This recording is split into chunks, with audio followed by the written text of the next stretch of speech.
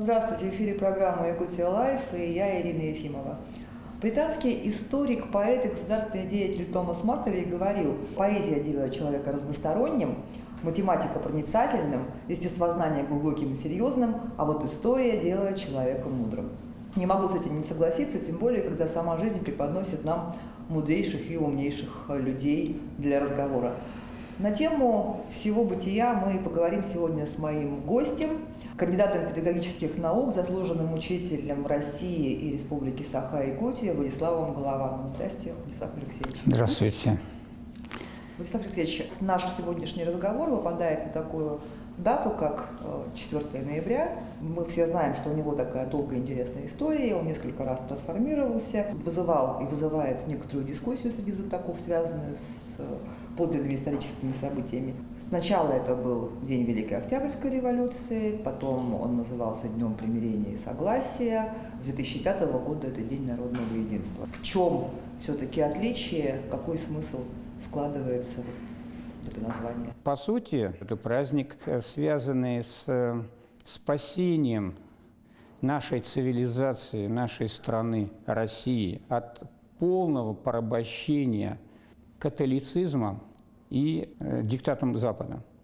Та ситуация, в которой оказалась наша страна в начале XVII века, после прекращения династии Рюриковичей, смерти Ивана Грозного и кончины всех его наследников, привела к тому, что началась конкретная провокация Запада против России, где возник династический кризис. В то время монархия играла главную роль, вообще-то институт власти был в Европе. И вот возникновение различных лжедмитриев, затем интервенция шведов и интервенция Польши привела к тому, что ведущая группа олигархов-бояр, или, как называли, семибоярщина, взяли и пустили интервентов в столицу нашей родины, Москву. В итоге Россия оказалась оккупирована. Если бы мы сейчас прочитали учебник истории Польши или спросили любого польского политика, вам бы сказали, какую катастрофу они испытали после того, когда мы скинули это, буквально вот эту опасность ликвидировали. Ведь не зря даже в годы советской власти, когда происходили различные ситуации, связанные там со сменой памятников, памятник Минину и Пожарскому не тронули. Ну, единственное, его там передвинули, он стоял по центру Красной площади, а в 1931 году, когда расширяли мавзолей Ленина, его сдвинули туда, к собору Василия Блаженного. Правда, были тоже, вот, может, не очень понятливые люди, зачем это. Вот поэт Демьян Бедный говорил, выкинуть на помойку, на что веско товарищ Сталину сказал, просто объяснил ему, что он полный идиот. Понимаете? И когда 7 ноября наши войска отправлялись с Красной площади на фронт, вы помните речь Сталина, он ее как раз и начал. «Будьте достойны своих великих предков, князя Пожарского, гражданина Кузьмы Минина, а потом там Суворова, и все это перечислил». То есть значение вообще вот этого события, когда сам народ, видя предательство правящей верхушки, организовался, на свои средства вооружился и создал ополчение. Хорошо, а в чем тогда все-таки разница между Днем примирения и согласия, как он назывался, и вот Днем народного единства? То есть народным единством понятно, вы объяснили. Да. День он связан и с православным праздником. Праздник Казанской Божьей Матери, потому что икона Казанской Божьей Матери, очень почитаемая всеми православными в то время. Князь Пожарский с ней въехал в Москву, когда освобождали. А вот то, что этот праздник был, существовал, его отмечали вот при всей династии Романовых, и потом его просто отменили в период начала советской власти, потому что отменили всю историю. В принципе, это праздник, который праздник спасения нашей цивилизации от интервенции Запада, да? Спасения нашей фактически независимости, суверенитета и удивительный опыт самоотверженного такого, понимаете, поведения народа, его инициативы по спасению Отечества. Вы сами упомянули, что история может меняться, что историю переписывают. В этом году наш президент Владимир Путин подписал закон, касающийся трактовки исторических событий, связанный с подготовкой и ходом Второй мировой войны. Как лично вы на этот закон реагировали? Ирина, мы его долго ждали. Мы его долго ждали, потому что впервые на эту тему был разговор в 2006 году. Мы участвовали в Новоогарево во встрече с президентом. Президент – инициатор вообще идеи возвращения истории того статуса, который она должна иметь. История – это ресурс цивилизации, понимаете? Ресурс – это память цивилизации. Если ее подвергать или разрешать терзать ее, пинать, понимаете, кидать в прошлое грязные тряпки разные и так далее, то фактически подрывается будущее страны, потому что на фоне вот этого нигилизма подрастающее поколение, трудоистория является базисом гордости и патриотизма, просто исчезает. Поэтому мы знаем, что борьба цивилизаций, она подразумевает и, например, мощную информационную войну против России. Она была всегда. А вот Великая Отечественная война, она стала особой точкой, по которой стали бить. Потому что распался Советский Союз, когда автоматически подразумевалось, что распадется Россия. Ну, это просто даже тратить на нас не хотели никаких ресурсов. Было, ну, Россия вот сейчас развалится. Берите суверенитета сколько хотите, сказал Борис Николаевич. Она вот распадается. Так вот, Великая Отечественная война оказалась самым значимым для людей фактором, который нас всех объединяет. Что такое был Советский Союз в глазах Запада, которые во главе с Гитлером ринулись на нас? На деньги олигархов, американцев вооружили всю Европу, двинули на нас. «Колосс на глиняных ногах», говорил Гитлер. Что такое СССР? Колосс на глиняных ногах. Ткнешь и развалится. Ну, ткнешь ноги, это вот эти ноги, и все развалится. Так вот, колосс-то оказался. И это единение народов Советского Союза перекликается с единением народов вот в ту Отечественную войну 1612 года, когда в ополчении Минно-Пожарского были все народы Поволжья. Какое вот было в то время многообразие, они все были в ополчении. И когда сейчас, зачем нам День народного единства? Слушайте, да если мы будем все это выбрасывать из истории, а потом выкинем Великую Отечественную войну, что объединяющее нас? Это мы сейчас знаем, что она была проплаченной. Информационная, есть война экономическая. Мы все сейчас на себе это переживаем, как переживала Россия в XIX веке это, и в XVII. И это все время, пока была Россия, это было. Вот. Дело в том, что в законодательстве стран Европы уже существует административная и уголовная ответственность за тех, кто клевещет на Холокост. Ну, катастрофическое явление Второй мировой, истребление еврейского населения. Там любая попытка что-то там, извините, поэтому заканчивается, извините, местами лишения свободы. А почему мы не можем защитить десятки миллионов наших мучеников, это вот те граждане, которые погибли, женщины, дети и так далее, которых до сих пор вот находим еще братские могилы, понимаете, до сих пор в неизведанных местах затоптаны и так далее. И наши герои, почему мы не можем их защитить от информационного блуда, понимаете? Вот я думаю, что это очень важное решение, и оно давно назрело. Любой историк вам об этом скажет. Мы считаем, что это нужно. Вот, кстати, вы упомянули Холокост, и в связи с этим вот вопрос про такое понятие, как травматический опыт, травматическая память, да, которая есть у историков. Это когда вот общество остро реагирует на трагические события и проносит ситуацию через всю жизнь. Вот тот же Холокост, геноцид, и когда некоторые страны уже на генном уровне не воспринимают жителей другой страны. Ну, как, например, греки и турки, да? Да, конечно. Вот как вы считаете, возможно ли это искоренить или так это и должно быть? А что вы хотите? Вот как быть нам, если сейчас под Псковом найдено захоронение 3000 женщин, детей и стариков? И расстреляны они карательными отрядами, в которые входили эстонцы, латвийцы и так далее. Или белорусам, у которых деревня Хатынь была истреблена полностью украинскими националистами, которые служили Гитлеру. То есть это будет пока еще достаточно долго. Потому что, я не могу, у меня отец с фронта вернулся, в 42 года умер от ран, да? Я думаю, что и дети, и внуки еще будут вспомнить это. Во что говорить евреи? Извините, такую трагедию пережить, когда чуть ли не целая, не все численность европейского еврейства была истреблена. Женщины, дети, старики, неважно кто. Я думаю, тут надо память эту нельзя убирать. А это ведь воспитание чувств, воспитание разных таких очень серьезных качеств.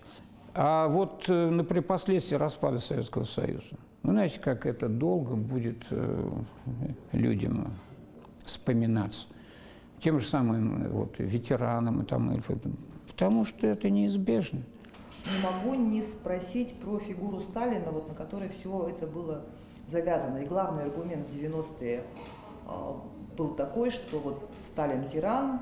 Как вы к этому относитесь, к тому, что сейчас памятники восстанавливают, когда-то сносили? Сама идея уничтожения Советского Союза как можно быстрее возникла сразу после окончания Второй мировой войны. Потому что план ядерной бомбардировки России был уже, Советского Союза был уже готов. Единственное, что остановило, это то, что произошло совершенно необычайным образом. То, что наш народ за 4 года восстановил страну. Люди за 4 года отстроили все, что было разрушено, при этом отказывая себе во многом. В буквальном смысле. Люди работали с удивительным чувством радости, но после войны. И успели еще за это время создать себе ядерное оружие. В 1949 году, в августе, первая ядерная бомба советская, она студила вот это вот, так сказать, желание нас уничтожить сразу. Собственно говоря, столкновение это продолжалось, и фигура Сталина, она настолько уже мешала, потому что Сталин своим авторитетом практически в то время затмевал любого руководителя Запада. Это и Уинстон Черчилль признавал, один из Великой Тройки, и уж очень признавал Франклин Делано Рузвельт, а там получилось прям подряд серия. Рузвельт внезапно умирает, его находят в парке умершим. Потом внезапно умирает Сталин. Начинается отход от тех идей, которые были вот создание мощного государства, создание идей там, социалистического, движение к коммунизму. И опять, ведь, понимаете, там концепция очень серьезная, потому что Сталин не отрицал частной собственности, он собирался дать людям зарабатывать то, что потом Китай в 1974 году использовал. Понимаете, блистательно. Вот идею кооперации, которую Ленин в свое время писал. И Никита Сергеевич Хрущев практически отошел и во внешней политике от курса Сталина. Он провозгласил мирное сосуществование государств с различным общественным строем. И верный ученик Сталина, товарищ Мао, сказал: все, Советский Союз, как страна, идущая к коммунизму, прекратил свое существование. Теперь там не коммунисты, а капутисты, идущие по капиталистическому пути, и которые рано или поздно превратятся в капиталистов. Вот это буквально слова Мао Цзэдуна. Но потом отношение Китая к руководителям России, вроде бы коммунисты, там 5-10. А по инерции страна развивалась.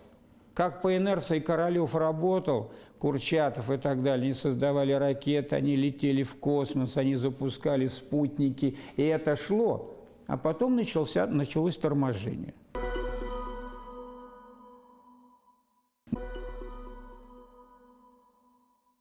И посмотрите, происходили события, которые до сих пор нам как бы очень сильно наукают. Передача внутри Советского Союза территорий, передача Казахстану всей Южной Сибири, передача Украине Крыма и территории Донбасса. Вот это все мы же до сих пор все это спотыкаемся об этом. Черчилль, фраза всем известна, мол, Сталин принял страну с деревянной сахой, а оставил с ядерным оружием. Но ведь таких темпов за 10 лет создать мощную индустриальную державу, которая на 100% создавала все, что создавалось в мире. Пока никаких таких аналогов-то даже нет. Сталин вернул классическое образование. Ведь у нас образование просто ликвидировали. Сказали: зачем эти учителя школ? Давайте мы им дадим книжки, и пусть они делают проекты. Но в стране-то нужны были специалисты. Создается классическое образование. Сталин говорит: наши дети должны получить образование, как получали дети дворян. И возвращают математика, танцы, музыка, рисование. Вот это классическое образование, которое до конца 90-х годов и держалось. Сталин вернул в 1934 году преподавание истории. История была ликвидирована. Вместо этого был тонкий учебник истории каторги и ссылок, проклятый царизм и так далее. Никто, никаких Суворовых, это все, это нечисть белогвардейская. Нет. Сталин возвращает историю, потому что он уже видит, 1933 год Гитлер приходит к власти, и который не скрывает поход. Куда? На нас. А извините, патриотизм как воспитывать? На чем? Ну да, есть вот советский патриотизм, гражданская война, первые конные Буденов, но этого-то мало. И начинаются фильмы. Тут Суворов, Кутузов, Нахимов снимают фильмы, учебники появляются. Сталин был очень образованным человеком. Он, понимаете, по образованию, совместим в эпоху, как Иван Грозный был. Иван Грозный был самый образованный человек в XVI веке, вообще в то время в Европе. И на него тоже досталось. И до сих пор на Ивана Грозного столько наговорили, что это отдельный вообще разговор. Сталин тоже предвидел, он же говорил, после смерти на меня столько мусора, но потом, говорит, все равно это все расчистится. Но Сталин, как начитанный человек, читал, конечно, знаменитую фразу, которая была известна в то время, когда Германия в XIX веке, раздробленная на части, на клочки, внезапно в несколько, буквально за десятилетия превратилась в мощную державу и разгромила всех, кто ей мешал объединяться, в первую очередь Австрию, а потом Францию. И когда во Франции небольшая немецкая армия под руководством Мольтке, а идейным руководителем был Отто фон Бисмарк, разгромила в 5 раз превосходящую прекрасную австрийскую армию, спросили, ты кто же это, почему? И немцы ответили, победу над Австрией одержал немецкий учитель истории. Он оказался сильнее, чем австрийский учитель истории. Так вот, битву под Сталинградом выиграл советский учитель истории, который успел подготовить ребят, которые в атаку шли, бросались под танки. Зоя Ксаманьянская, выпускница, вместе с классом на фронт. Подольские курсанты, которые всю группу армии «Центр» остановили под этим. Массовый героизм, и не просто какой-то такой, понимаете, подубинка, а просто люди воспитаны на идеях патриотизма, на истории. А битву за 21 век, а эта битва будет за ресурсы, и она уже, видите, она приобретает уже отчаянный характер, уже панический. За ресурсы мы фактически единственная страна в мире, которая сохранила ресурсы. Так вот эту битву мы, историки, должны тоже выиграть. А против нас знаете как? И поэтому то, что наш президент это понимает, стратегию, и тут без имени Сталина никуда. И поэтому, если сейчас информационная война достигла максимальных пределов, а если взять, например, победу в Отечественной войне 1912 года, Россия входит в Париж, Европа там, и тут же начинается яростная клевета на нашу страну. 10 лет прошло всего. 10 лет мы к юбилею готовимся Отечественного 19 года, а Запад клевещет со страшной силой и всякие небылицы сочиняет. Но знаменитое стихотворение Александра Сергеевича Пушкина «Клеветникам России». Я вот долго спрашивал, ребята, когда в учебник-то вставите это произведение, да? Пушкин в 1831 году пишет: «О чем шумите вы, народные витии, зачем анафемой грозите вы России? И ненавидите вы нас за что? За то ли, что на развалинах пылающей Москвы мы не признали наглой воли того, пред кем дрожали вы? За то, что в бездну повалили мы тяготеющий над царствами кумир и нашей кровью искупили Европы вольность, честь и мир». Вот вам 45-й год, взятие Берлина, все это одно к одному, да? Окончательные вот там строчки очень хорошие. Так присылай же к нам Европа своих рассерженных сынов, найдется место им в России среди нечуждых им гробов. Я просто потрясающий человек. Они были все провидцами наши. Вообще в литературе в нашей сказано почти все о будущем. Если уже о литературе нашей, то сразу приходит на ум это спор извечный славянофилов и западников. Очень интересно. О том, вообще Россия – это западная страна, или это восточная страна, или у нас какой-то особый свой евразийский путь. Тема очень серьезная, потому что и сейчас есть западники славянофилы, и они были всегда. Тот же самый митрополит Иларион это тоже имел в виду, потому что он, например, самобытный путь развития, отрицая вообще любое вторжение западной цивилизации. Это очень простая истина. Западная цивилизация, она основана на католических протестантских ценностях.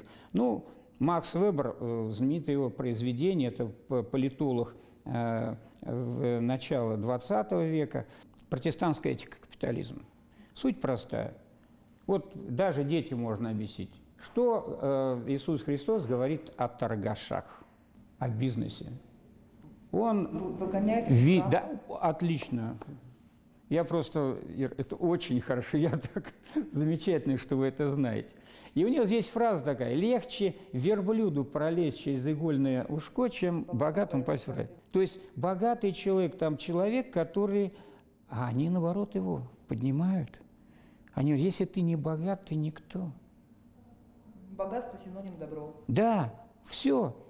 В то время как в православии, это, понимаете, какой-нибудь отшельник, там, живущий, как Сергий Радонежский, среди медведей там, и так далее, да, почитается. В исламе точно так же. Какой-нибудь там, знаете, такой.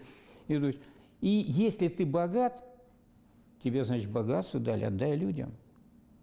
Кто такие братья Третьяковы из крестьян, которые оставили галерею, безумные деньги потратили, да, и при этом с условием, что это бесплатно будет для всех жителей России. Ну, у нас уже не бесплатно. А знаменитые картины, которые куплены нашими олигархами, все эти импрессионисты, постимпрессионисты, Клод Мане, Ренуар и так далее, понимаете, это же все... Это все для людей. А сколько построили там для детей различных приютов. Так это был принцип. И на этом принципе столкновение цивилизаций. Потому что здесь или-или. Почему так привился у нас социализм? Почему люди его восприняли, хотя там вот тоже Сталин, эпоха суровая была. Идеи социализма, они легли в православное вот это вот мировоззрение. А вот вместе, сообща, социализм, вместе... Так, это община. Община практически, да. Тысячелетний, мы всегда жили сообща. Колхоз, ну, все понятно. У нас в 90-м году произошел перелом. Не все вписались в это, хотя Гайдар говорил по этому поводу, наш реформатор Чикагской школы бизнеса, они ЧБС вообще обожают эту Чикагскую школу бизнеса, самую безжалостную рыночную модель. Когда им говорили, смотрите, люди-то от безработицы умирают, он сказал, тут пусть хоть 35 миллионов сдохнет. Раз они не привыкли и не приспособились к рынку, они нам не нужны. Вот типичный подход к бизнесу. Убыток нам приносит, чтобы их здесь не было. Вот это в свое время предвидел тоже молодой юноша, ему было 16 лет. Звали Михаил Ильич Лермонтов. И он 16 лет, он жил у бабушки в поместье и влюбился в соседку. Ей было 15 лет. И писал просто потрясающие стихи.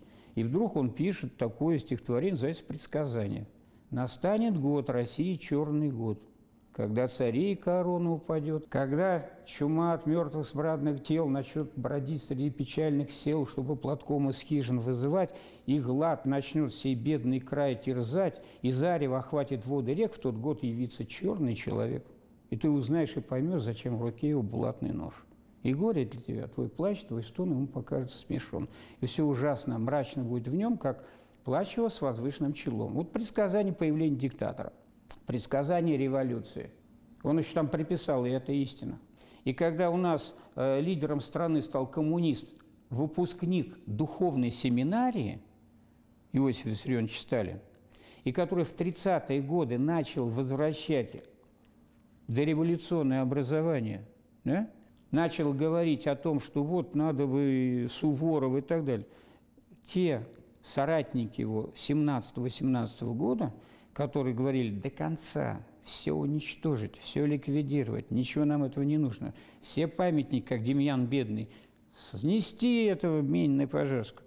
Вот тут и началось противостояние, которое закончилось 1937 годом и так далее. Потому что дискутировать было уже некогда.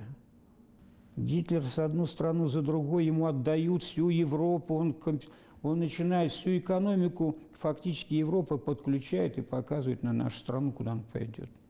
Что делать? В Германии у Тухачевского не получилось. Он как маленький ребенок повел за собой громадную армию и попался на фланговый удар. Генерал Пилсудский, польский, ударил с Варшавы ему в бок, а он не прикрыл фланг. И все они попали в котел.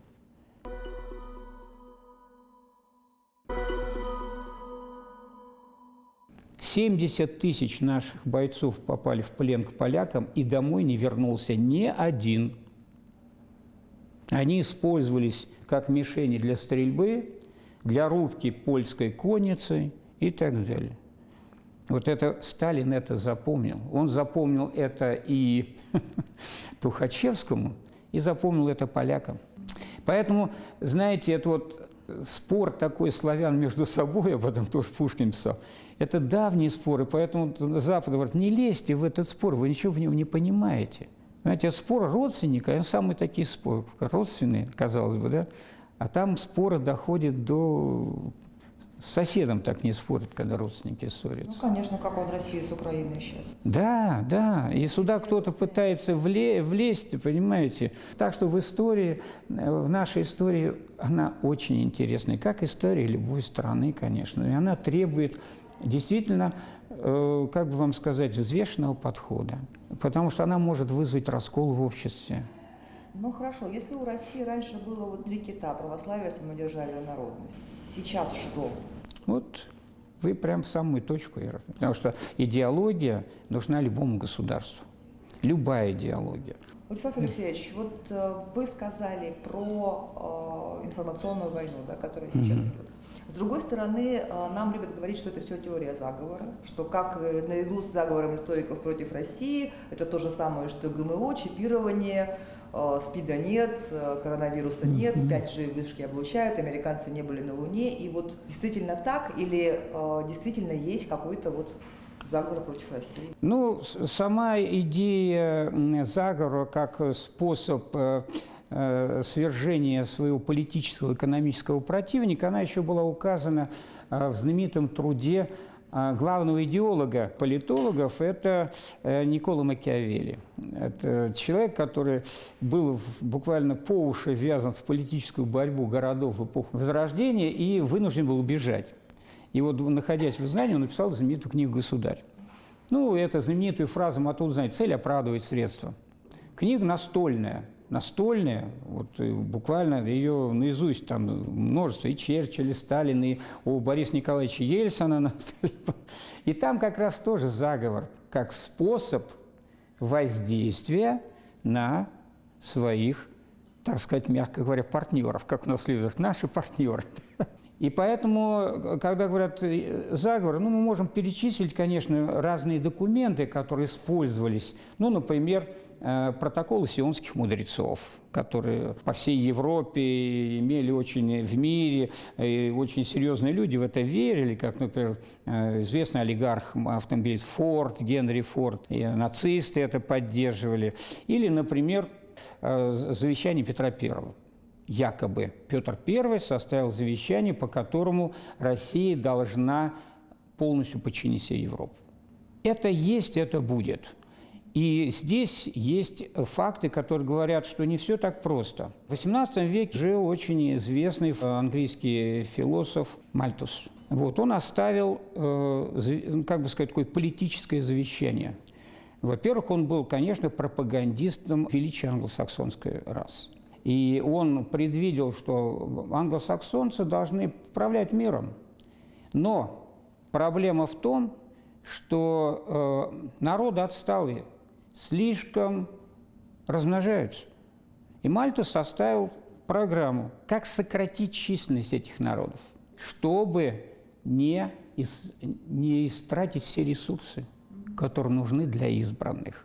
И он предлагает такие эпидемии, войны, заговоры. Сейчас люди, которые управляют миром, это неомальтузианцы. Они Понимаете, это никуда не исчезало, это было.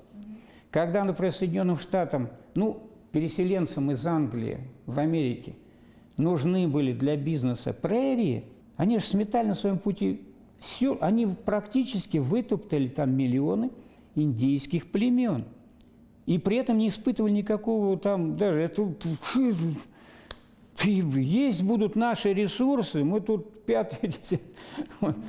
И, конечно, если кто-то, условно говоря, с этой теорией был знаком, об этом везде, в любом учебнике по, положим, философии, теория Мальтуса есть, она такая ключевая, то, конечно, речь о заговоре. А как же? А как же не без заговора? Если впрямую военным путем слишком открыто, значит, путем заговора. Вот от Тихого океана до Ла-Манша стоит платформа, понимаете? А вся идея в том, что весь мир делится на океанические державы, ведущие в мир, англосаксонские. Это Англия, порождение Англии, Соединенные Штаты, и их бывшие колонии Австралия, Новая Зеландия. И вот они сейчас, видите, опять объединяют, видите? Никого, ни французов, никого. Это идея англосаксонского господства, океанических держав. Если сейчас посмотреть на карту нашей страны, так со всех сторон, роем окружены. База США, острова, Япония, которая считает себя суверенной страной, никакая она не суверенная. Какая может быть суверенитет, если ваш целый остров, Окинава, база США, и они командуют всем практически, что происходит в Японии. А как называют они нашу страну? Они называют ее Хартленд, сердцевина, срединная земля, ось истории. В принципе, это придумано американскими политологами. Потому что вот этот континент, русская сибирская платформа, прикрытая ледовитым океаном, прикрытая здесь Курильскими островами, если их убрать, мы там будем просто открытое пространство. А с этой стороны нас защищала в свое время горы Средней Азии, Памир, потом, как Лермонтов, стена Кавказа, Черное море, Балтийское море и Карпат. Если что-то убрать, наша страна становится очень зыбкая. И Конституция, опять же. А вот теперь о Конституции. Здесь уже, в принципе, это, опять же, англосаксонский прием, который использовали всегда. Вообще концепция расизма белого такого, она возникла в Англии. Собственно, Гитлера создали англичане. Это их концепция. Помните великого английского писателя Ридьярда Киплинга и поэта? Маугли все знают. А его стихотворение «Несите бремя белых». Кто-нибудь знает? Белого человека, да. Да. Туда, к дикарям, как полудети, полузвери, да, это пишет человек великолепно образованный, с университетским образованием, да, в начале XX века. Понятно, что сама концепция «стравнивай, разделяй и властвуй». Горе побежденным, как с Древнего Рима остались, они наследники Древнего Рима. И разделяя властву, это тоже принцип Древнего Рима. А мы наследники Византийской империи. Раз территория должна подчиняться, значит, ей надо и создавать правила поведения установленные. Да? Общая обязательная норма поведения, установленная государством. А если американцы создают японское государство, они пишут и Конституцию. То есть Конституция Японии написана американскими специалистами. Генерал МакАртур к этому вообще, под его прикрытием все это происходило. Поэтому Япония сейчас живет по американской Конституции. Естественно, если им приказано, извините, добиться любой ценой, чтобы Курилы стали американскими базами, вот они будут делать это все. То же самое в 90-х годах, когда такое гигантское богатство свалилось на Запад, находящийся в условиях жесточайшего кризиса, как это говорил по этому поводу Джордж Буш-старший, да мы 3 миллиарда всего потратили долларов. Неужели мы не найдем 1 миллиард, чтобы развалить эту Россию? 3 миллиардов потратили на диссидентов, понимаете, кое-кому Нобелевскую премию дали. Все. И сейчас Нобелевские премии, кстати, дают. За просто так же не дают. Так вот, Конституция, она была создана, конечно, при помощи американских специалистов. Туда вошли многие положения с американской Конституцией. Да? И самое главное, там ключевые позиции есть, которые не состыкуются с понятием суверенитета. Это подчинение законов Российской Федерации международным правовым нормам. То есть, как только мы начинаем выходить за рамки, тут же инициируются различные там Совет Европы и нас к столбу позора. У нас любой уголовник может подать о своем нарушении прав человека, и государство показывает, так, ему заплатите там 15 тысяч долларов, а вы не правы. Наше законодательство их в меньшей степени интересует. Нельзя, если твой закон подчиняется кому-то другому. Конечно, то, что удалось провести определенную реорганизацию, внести изменения, убирающие эту позорную, полуколониальную статью, понимаете, буквально полуколониальную, это серьезная победа нашего руководства. И по поводу, кстати, поправочка по поводу территорий, понимаете. Ни одного квадратного метра никто не имеет права нашей страной уже ни влево, ни вправо распоряжаться. Скоро будем отмечать столетие республики. Очень многое говорится о роли России для Якутии, но о роли Якутии в укреплении, в расширении российского государства на Дальний Восток, к северу. Я понимаю, о чем ты. Угу. Вот об этом когда-то будут ли говорить? В любом учебнике истории этот период называется эпохой великих географических открытий. Якутск обозначен как центр освоения всего северо-востока Азии. И на картах изображены эти все путешественники, для которых Якутск был центром. Та самая ситуация, когда мы наконец-то дошли до естественных границ страны. Без этого Россия зависала, а дошла до Тихого океана, дошла до Берингового пролива, до мыса Дежнева, да? А кто был у всех первопроходцев проводниками и так далее? Все освоение Северо-Востока держалось на этом. И центр, основной центр, это был Якутск. Это база снабжения, база подготовки экспедиций. Ни одного события стратегического для России, где бы не участвовала республика. Ну, я имею в виду республика, это территория Якутии, да? Всегда война ли с Наполеоном, и якутяне собирают там что-то, отправляют, посылают свой казачий полк, и в Крымской войне участвовал якутский полк, который защищали Севастополь. Ну, такой памятник, все это история. Про Великую Отечественную я вообще умалчиваю, понимаете. А когда Якутия получила государственность, ну, собственно, благодаря советской власти, конечно, хотя идея автономии существовала, скорее всего, была бы автономия в составе Российской империи, да, но фактически большевики, эта идея Ленина была о том, что каждый народ в составе России должен попробовать создать государственность, то есть это опыт, чтобы люди создавали кадры свои, так. Ведь у истоков якутской автономии был Иосиф Виссарионович Сталин. Он был нарком по национальностям в то время. Он подписывал в то время. Поэтому товарищ Сталин, в общем-то, внимательно всегда следил за тем, что происходит в регионах, в которых он сам имел отношение к их созданию. Ну, прогнозы дело неблагодарное, но все равно задам последний вопрос. Каков ваш краткий прогноз для Якутии и России? Ну, тут все зависит от того, насколько я оптимист, а насколько пессимист.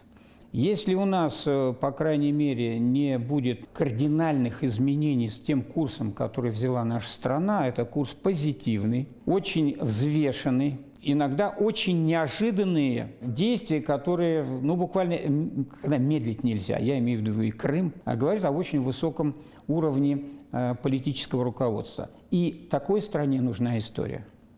История нам нужна как ресурс. Вот мы говорили про идеологию. Идеология должна быть наша история.